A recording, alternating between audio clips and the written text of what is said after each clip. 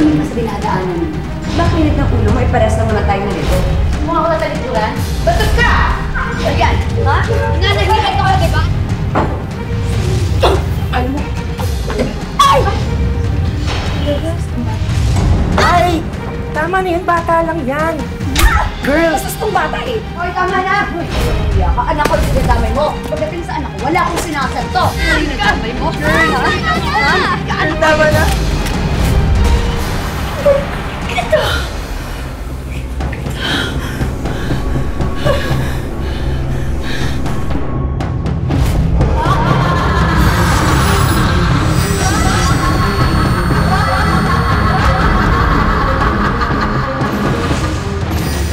Yung mata ko, nahirapan ako.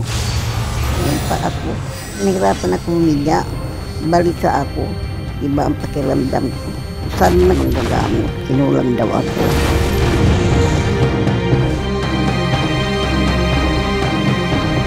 Tulad ng lahat ng ina, walang inuurungang laban si Teresa para sa kanyang mga anak. Pero paano kung dahil sa tapang na ito, ay siya naman ang mapahamak? Ang simpleng inggit at galit nga pa ay maaring humantong sa isang sumpa.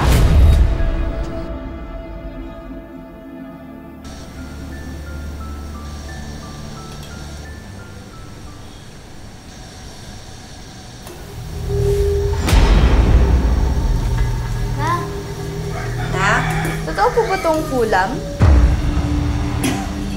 Kulam? Bakit mo naman natanong yan? Eh, pinapa-assign din po sa amin ng teacher namin. Ay nako anak, hindi totoo yung mga kulam-kulam na yan, ano. Gawa-gawa lang yan ng mga walang magawa sa buhay nila. Pero anak, alam mo kung ano yung totoo sa mundong ito? Ano po? Yung mga pangarap ko sa'yo. Sana balang araw, hindi lang puro noodles yung kakainin natin. Sana balang araw, nakapagtapos ka ng pag-aaral mo. At sana balang araw, mayaman tayo. Talaga po, Ma? Oo. Kaya nga pinagbubutihan ko yung trabaho ko sa factory para balang araw mag-promote ako.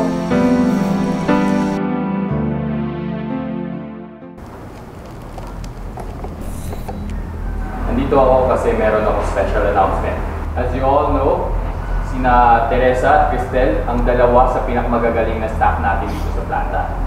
Kaya naman, isa sa kanila ang pipiliin ko bilang bagong supervisor nyo. Sir, totoo po yan? Sir, talaga ba? Yes.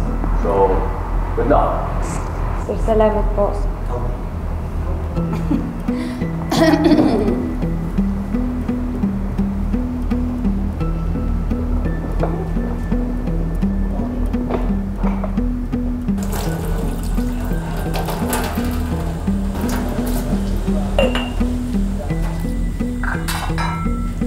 Ma? Di ba po sabi mo po masama po yung ugali ng Cristel na yun? Na matagal ka na po niya inaaway dun sa factory? Ma, baka naman po isabotahe ka niya.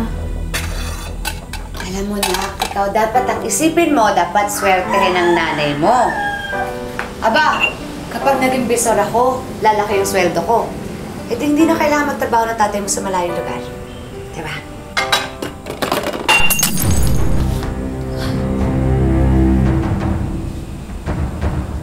Bakit anak? Mama, kasi po di ba malas daw po kapag nakabasag ka? May mangyayaring masama daw po sa'yo? Anak, ikaw talaga. Nung nakaraan, sabi mo, mangkukulam. Ngayon naman, pamahiin.